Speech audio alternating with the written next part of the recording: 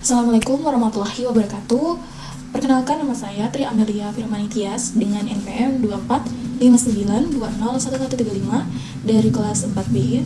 Di sini saya akan menjelaskan tentang analisis risiko yang dimana ini menjadi salah satu tugas untuk menyelesaikan ujian tengah semester pada mata kuliah Manajemen Keamanan Sistem Informasi. Nah, di sini saya mengambil sebuah studi kasus yaitu analisis risiko detection failure pada PT Manufaktur Setiabudi tanpa sistem monitoring. Nah, langsung saja kita ke bagian ringkasan insidennya ya. Di bagian ringkasan insiden ini, PT Manufaktur Setiabudi ini mengalami insiden keamanan cyber akibat kegagalan deteksi aktivitas mencurigakan pada jaringan produksi. Tidak adanya sistem monitoring yang efektif, ini tuh menyebabkan ancaman yang tidak terdeteksi selama 2 hari alias 48 jam, sehingga mengakibatkan sistem down dan gangguan operasional. Nah, insiden ini menunjukkan bahwa lemahnya kontrol keamanan dan rendahnya kemampuan deteksi dini terhadap ancaman cyber. Nah, jadi kita bahas, jadi sebenarnya apa sih yang terjadi? Jadi PT Manufaktur Setiabudi ini baru saja mengalami insiden cyber yang cukup serius pada jaringan produksi. Masalah utamanya bukan hanya adanya serangan, tetapi adanya kegagalan deteksi.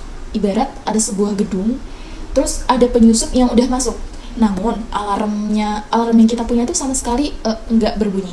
Nah, kenapa sih hal ini menjadi masalah besar?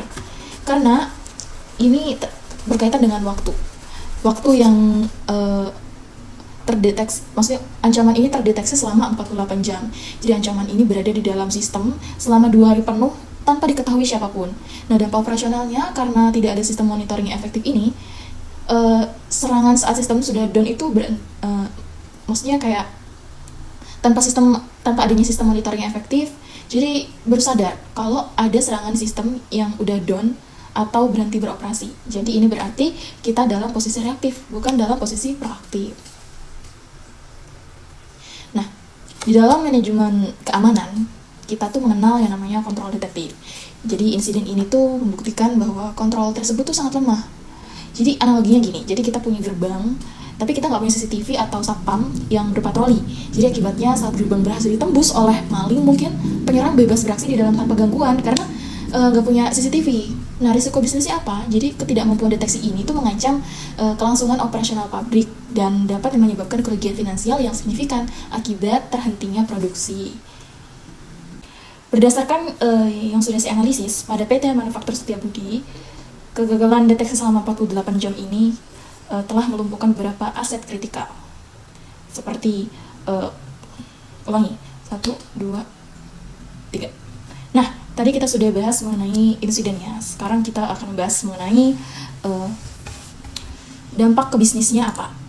Nah, insiden keamanan cyber pada PT Manufaktur Setiabudi ini menyebabkan terganggunya operasional produksi akibat sistem down, sehingga proses bisnis perusahaan tidak berjalan secara optimal. Selain itu, insiden ini juga berpotensi menimbulkan kerugian finansial, penurunan produktivitas, serta menurunkan kepercayaan terhadap keamanan sistem perusahaan. Nah, yang terdampak apa? Ini yang pertama ada data produksi, ada server ERP atau Enterprise Resource Planning, terus ada jaringan OT atau operasional teknologi, lalu ada sistem produksi otomatis, dan ada operasional perusahaan. Nah, data produksi ini berarti seluruh informasi mengenai resep, terus itu parameter mesin dan hasil produksi mengalami risiko manipulasi atau kerusakan akibat akses yang tidak sah tersebut. Selanjutnya ada yang terdampak yaitu server ERP atau Enterprise Resource Planning, di mana pusat data yang dia itu mengelola perencanaan sumber daya, administrasi, dan koordinasi antar departemen tidak dapat diakses secara normal. Selanjutnya yang terdampak adalah jaringan OT atau Operational Technology, di mana infrastruktur komunikasi yang menghubungkan perangkat fisik dan sensor di lantai pabrik misalnya mengalami gangguan, sehingga memutus aliran data secara real time. Nah, selanjutnya ada yang terdampak adalah sistem produksi otomatis, di mana perangkat kendali otomatisasi mesin itu menjadi berhenti, yang itu mengakibatkan lini produksi atau pembuatan barang tidak dapat berfungsi tanpa intervensi manual. Jadi harus dilakukan manual karena si mesin otomatisasinya ini berhenti. Nah, yang terakhir yang terdampak adalah operasional perusahaan tentunya. Karena terganggunya aset-aset di yang poin-poin tadi, ini mengakibatkan kegagalan fungsi operasional perusahaan secara menyeluruh yang berujung pada kondisi sistem down, seperti itu. Jadi perlu kita pahami bahwa aset yang terdampak ini adalah tulang punggung perusahaan. Ketika server ERP dan jaringan OT kita terganggu, perusahaan tersebut terganggu, maka perusahaan tersebut akan kehilangan mata dan telinga di lantai produksi. Mengapa insiden ini sangat fatal? Karena tanpa sistem monitoring, kita tuh tidak menyadari bahwa data produksi kita sedang dalam bahaya selama 48 jam penuh. Dampaknya bukan secara teknis saja, tapi merupakan lumpuhnya operasional perusahaan yang secara otomatis menghentikan aliran pendapatan kita atau aliran pendapatan perusahaan tersebut, seperti itu. Kalau tadi kita sudah membahas tentang dampak ke bisnisnya dan apa saja yang terdampak, maka sekarang kita akan membahas mengenai analisis risikonya.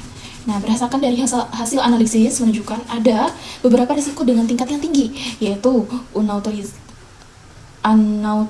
akses ke jaringan produksi, gangguan sistem produksi atau sistem down, penyebaran malware pada jaringan OT, manipulasi data produksi, dan tidak adanya monitoring keamanan. Jadi, berdasarkan insiden di PT Manufaktur Setiabudi ini ditemukan bahwa celah utama itu berasal dari unauthorized access atau akses tidak sah ke jaringan produksi. Jadi hal ini mengakibatkan munculnya beberapa risiko kritikal dengan tingkat yang high atau tinggi yang berdampak langsung pada kelangsungan bisnis. Nah, selanjutnya ada gangguan sistem produksi atau sistem down.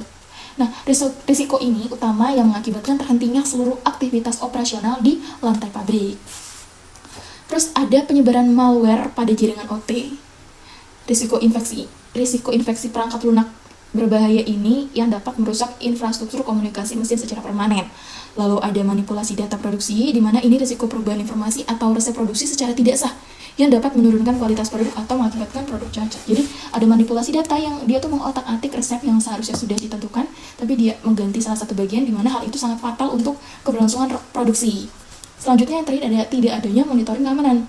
Nah, ini tuh adalah risiko paling mendasar yang menyebabkan ancaman aktif tidak terdeteksi selama 2 hari alias 48 jam, sehingga memberikan waktu bagi penyerang untuk merusak sistem lebih dalam. Jadi jika kita melihat hasil analisis risiko yang ini, poin yang paling mengkhawatirkan adalah tidak adanya monitoring keamanan. Kenapa? Karena di dunia manufaktur, di perusahaan manufaktur, risiko ini tuh adalah pemicu bagi risiko lainnya. Karena perusahaan tidak memiliki mata untuk melihat aktivitas di jaringan. Unauthorized access yang masuk bisa dengan bebas menyebarkan malware dan memanipulasi data produksi perusahaan. Jadi akibatnya sistem down. Terus tanpa kemampuan deteksi dini, perusahaan tidak hanya mempertaruhkan data, tapi perusahaan itu mempertaruhkan seluruh lini produksi dan reputasi perusahaan di mata pelanggan. Nah, setelah kita tadi membahas tentang analisis risikonya, sekarang kita akan bahas mengenai kelemahan pengelolaan keamanan. Bisa dilihat di sini ditemukan beberapa kelemahan utama dalam pengelolaan keamanan. Di antaranya adalah tidak adanya sistem monitoring dan deteksi dini, lemahnya kontrol akses dan segmentasi jaringan, belum adanya tim keamanan cyber khusus, SOP keamanan dan respons insiden belum optimal, dan rendahnya awareness atau kepekaan keamanan pegawai. Nah, jadi berdasarkan hasil analisis atau hasil audit setelah insidennya terjadi, ditemukan beberapa kelemahan yang sangat fundamental atau sangat penting dalam tata kelola keamanan informasi PT Manufaktur Setiabudi ini.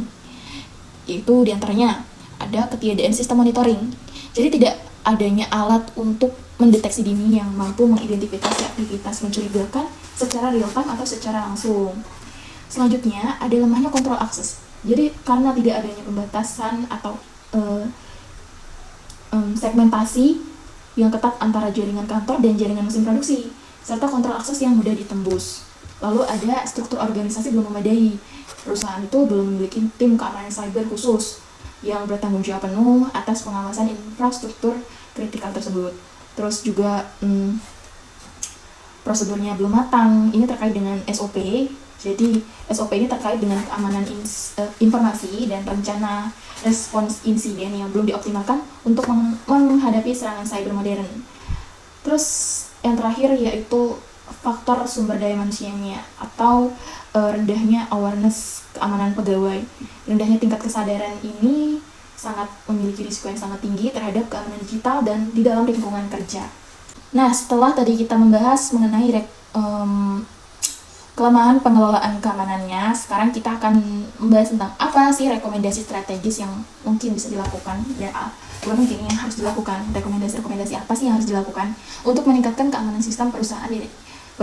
Nah, di sini saya merekomendasikan yang pertama, pengimplementasian sistem monitoring keamanan real time, terus memperkuat kontrol akses dan autentikasi MFA, terus membentuk tim keamanan cyber khusus, yang keempat melakukan segmentasi jaringan IT dan OT atau pembatasan tadi, lalu yang kelima menjalankan program awareness keamanan secara berkala, lalu yang terakhir ada menyusun SOP, response incident dan disaster recovery.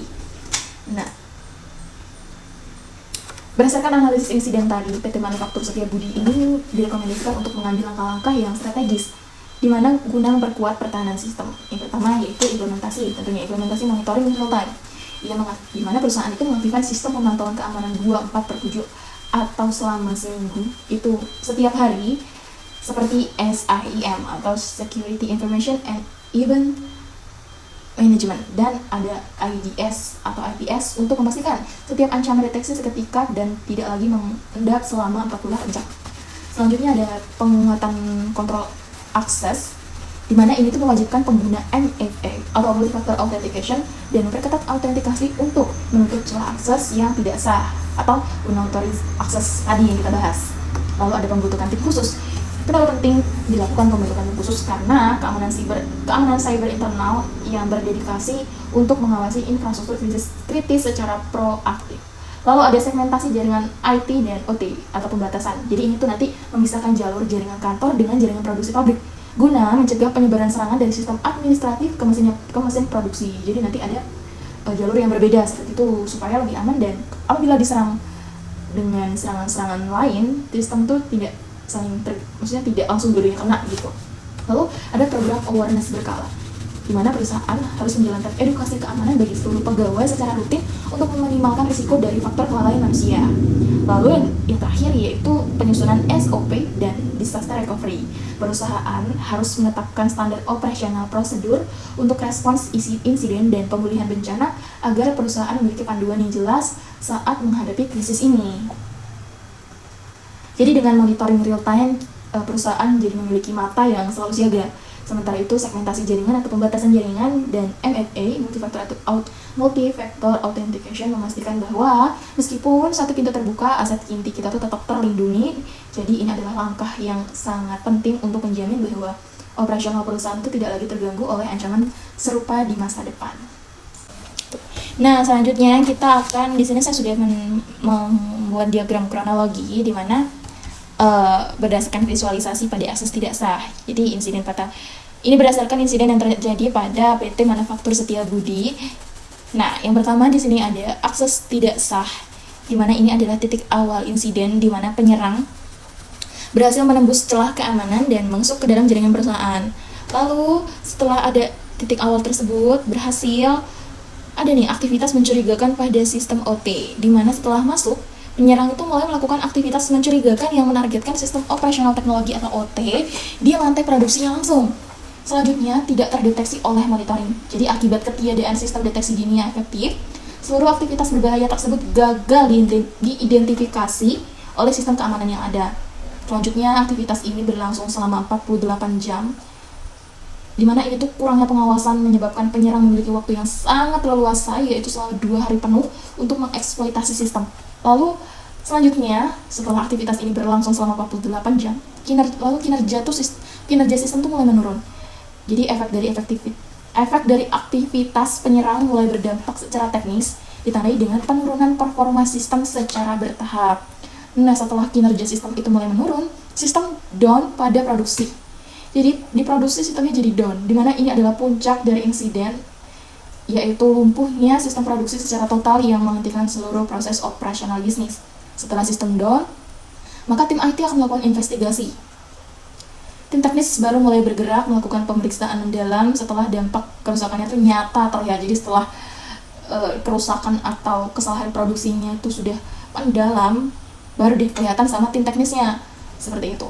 Lalu pemulihan sistem dan evaluasi. Jadi tahap akhirnya di mana sistem itu dipulihkan kembali dan dilakukan tinjauan menyeluruh untuk mencegah kejadian serupa terulang lagi. Jadi masalah utamanya bukan hanya pada akses tidak sah di awal aja tadi, melainkan pada jeda waktu antara masuknya penyerang hingga sistem perusahaan itu down. Perusahaan membiarkan aktivitas ilegal terjadi selama 48 jam alias 2 hari penuh tanpa peringatan sama sekali. Jadi hal ini tuh menunjukkan bahwa investigasi pada sistem deteksi bukan lagi pilihan, melainkan keharusan. Jadi tanpa deteksi, perusahaan itu baru akan menyadari adanya masalah saat operasional sudah lumpuh total, yang mana itu sudah terlambat dan sangat amat merugikan secara finansial perusahaan. Nah, selanjutnya di sini ada tabel risiko. Di sini risikonya berupa human error, di mana kemungkinannya itu 3 dan pakai 2, maka skor risiko ada tipe di sini. Ini harusnya 6. Ya, di sini harusnya 6. Human error di mana kemungkinannya 3 dan pakai 2, maka skor risikonya 6. Ini termasuk dalam level risiko yang rendah alias jarang terjadi.